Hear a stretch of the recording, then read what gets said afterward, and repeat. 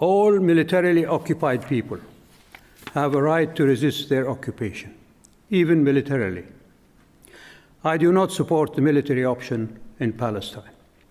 I prefer the other option, civil insurrection and disobedience. It brought down the British Empire in India and the Soviet Empire in Eastern Europe.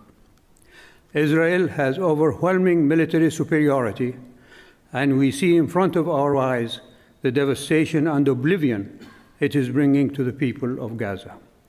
I categorically condemn Hamas's targeting of civilian targets of any age or gender, as it is accused of. Such targeting belies Hamas's claims to an Islamic identity. There is an Islamic injunction against the killing of innocent children, women, and elders. The injunction is also against the desecration of places of worship. I also condemn Hamas's gifting the higher moral ground to an Israeli government that is universally shunned, even by half of the Israeli public, as fascist, miscreant, and abhorrent. I condemn Hamas for giving this awful government the excuse to ethnically cleanse Gaza of its citizens and bombing them to oblivion. I condemn Hamas to further undermining the Palestinian Authority, as Israel has been doing. I condemn Hamas for sabotaging the attempt of Saudi Arabia to reach a peaceful resolution to the plight of the Palestinian people.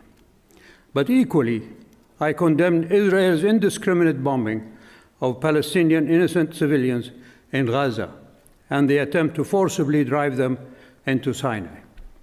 I condemn Israeli targeted killing and the indiscriminate arrest of Palestinian children, women, and men in the West Bank. Two wrongs don't make a right. I've been hearing a repeated phrase in American media, unprovoked attack. What more provocation is required to make it provoked than what Israel has done to the Palestinian people for 3/4 of a century?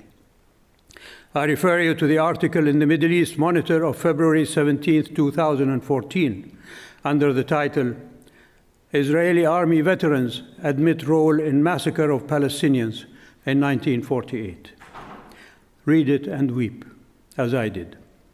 Just this year, from May to July, over 450 Palestinians were killed, including 67 children. This bloodletting must stop. I condemn Israel's stealing of Palestinian lands. I condemn Israeli colonists for rampaging through houses of worship in the Aqsa Mosque in Jerusalem. I condemn Israel for destroying Palestinian homes and olive orchards. I condemn Israel for incarcerating Palestinian women, children, and men in concentration camps without recourse to due process. I condemn Israel's targeted killings and assassinations of Palestinians. I condemn Israel for funneling guttery money to Hamas, the terrorist group as defined by Israel. I condemn Western politicians for shedding tears when Israelis are killed by Palestinians, but refuse to even express sorrow when Israelis kill Palestinians. There are no heroes in these conflicts, only victims.